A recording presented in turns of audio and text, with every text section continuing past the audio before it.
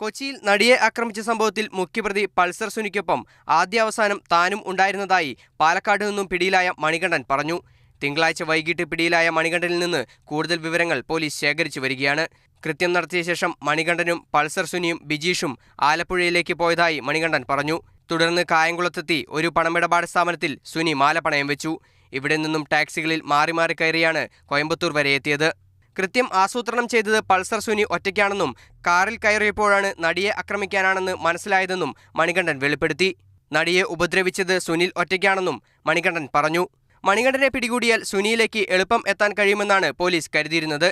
എന്നാൽ മൂവരും പിരിഞ്ഞതോടെ പോലീസ് വീണ്ടും കുഴപ്പത്തിലായി. സുനിലിന്റെ മൊബൈൽ ടവർ കേന്ദ്രീകരിച്ചുള്ള അന്വേഷണത്തിൽ സിനിമാ മേഖലയിൽ ഉള്ളവരും ഇയാളുടെ 2 സ്ത്രീ സുഹൃത്തുക്കളുമായും നിരന്തരം ബന്ധപ്പെടുന്നതായി പോലീസ് കണ്ടെത്തിയിട്ടുണ്ട്.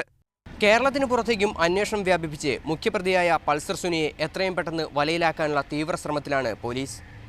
ക്യാമറമാൻ മൽഘോഷിനൊപ്പം MS ലിഷോയ്, മാതൃഭൂമി ന്യൂസ്, കൊച്ചി.